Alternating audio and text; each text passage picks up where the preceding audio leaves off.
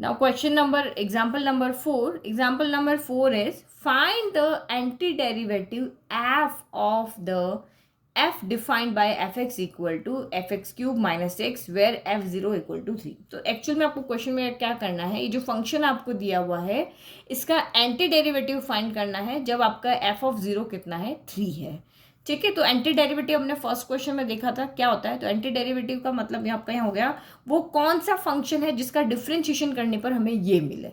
ठीक है, वो उसका एंटी डेरिवेटिव बन जाएगा. तो आपको मैंने बहुत इजी वे में वहां पे एक्सप्लेन करके बताया था कि आप अपने जो क्वेश्चन गिवन है उसको देखो. तो क्वेश्चन हमें क्या गिवन है, 4x क्यूब माइनस का 6 है, ये f ऑफ x है. ठीक है, तो हमें ये लेकर आना है किसी का डिफ्रेंशिएशन करके. तो आपको पता है डिफ्रेंशिएशन जब हम करते हैं, जैसे मैंने यहाँ पे किया d by D x of x की पावर n किया, तो क्या होता है, पावर कम होती है एन एक्स की पावर n माइनस 1 हो जाता है. तो इसका मतलब डिफ्रेंशिएशन करके हमें 3 लेकर आना है. तो इसका मतलब वहां पे x पावर क्या होना चाहिए, 4 होना चाहिए.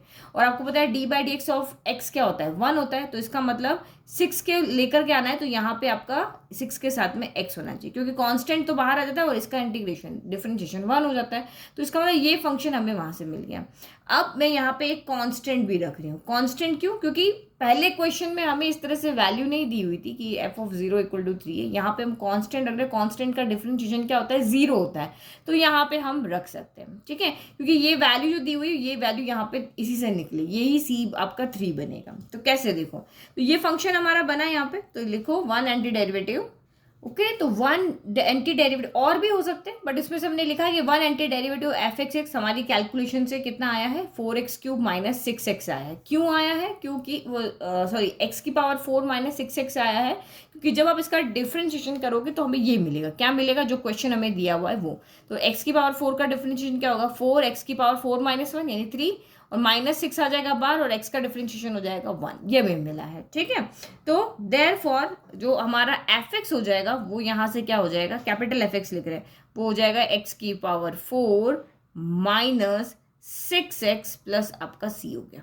ठीक है, जो आपका फंक्शन आपको कह रहे हैं ना ये वाला, ये तो स्मॉल f है ये वाला, ये फंक्शन किसका डिफरेंशिएशन करने पे ला रहे हो, तो वो हमने ये ले लिया जहाँ पे c क्या है, कांस्टेंट है, वेयर c इज कांस्टेंट. अब हमें c की वैल्यू ही निकालनी ताकि हमारा फंक्शन पूरा हो जाए.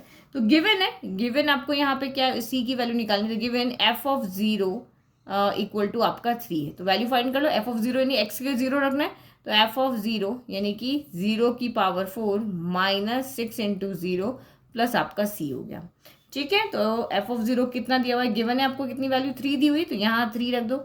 ये आपका 0 से हमें मतलब नहीं, 6 इंटू 0 0 हो गया. तो c की वैल्यू कितनी आ गई, 3. अब ये c की वैल्यू उठा करके यहाँ से यहाँ पुट कर दो, तो ये आपका हो जाएगा फंक्शन. तो ये आपका कितना हो गया, नाउ f ऑफ x जो है वो कितना हो गया, x की पावर 4 माइनस 6x प्लस 3.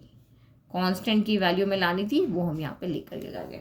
तो अगर हमें ये नहीं दिया होता कि भाई आप वो फंक्शन लेकर के आओ पूरा का पूरा, तो हम इतना सही लिख करके ख़त्म कर देते हैं. बट ये हमें दिया हुआ है कांस्टेंट की वैल्यू निकालने के लिए, तो ये हमने पूरा इसीलिए इतना सारा कुछ यहाँ पे किया है. Thank you.